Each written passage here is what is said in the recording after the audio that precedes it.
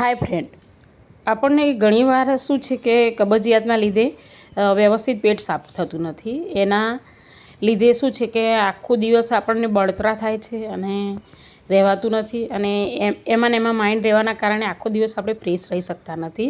અને વારે ઘડીએ ટોયલેટ જવું પડે છે, પણ ટોયલેટ બી થતી નથી અને સંડાસ બી થતું નથી. એટલે આંતરડાની અંદર કે જે મળ હોય એ ગંઠાઈ ગયેલું હોય છે. એનું મુખ્ય કારણ એ છે કે પાણી પીધું ના હોય, વધારે છાશ પીધી ના હોય, તો વધારે એવી તકલીફ રહેતી હોય છે ને વારે વારે જવું પડતું હોય છે. તો એના માટે એક સરસ ઉપાય છે અને એ ઉપાય ઘરનો જ છે.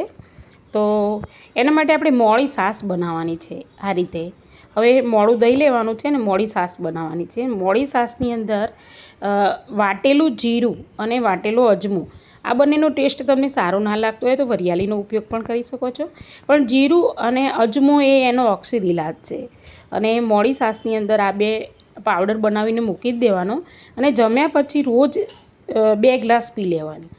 તો કબજિયાતનું એકદમ અક્ષર ઇલાજ થઈ જશે. હવે ઘણીવાર એમ થાય છે કે અજમો શેકવાનો, જીરું શેકવાનું, ના, કંઈ નથી કરવાનું. આપણે નથી અજમો શેકવાનો, નથી જીરું શેકવાનું. એના આપણે પાવડર બનાવી લેવાનો છે. બરાબર 1 વાટકી અજમો ને 1 વાટકી લેવાનું છે જીરું, અને પછી એનો પાવડર બનાવી લેવાનો છે આ રીતે.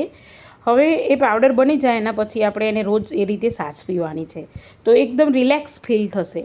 તો મારી માહિતી તમને જો સારી લાગી હોય ને તો પ્લીઝ તમારા મિત્રોને પણ શેર કરજો અને બીજા લોકોને પણ શેર કરજો, જેથી તેનો લાભ બધાને મળી રહે. તો પ્લીઝ સબસ્ક્રાઈબ કરવાનું ભૂલતા નહીં અને તમારા મિત્રોને શેર કરજો ને મને બીજું હોય તો કોમેન્ટ કરજો. બાય.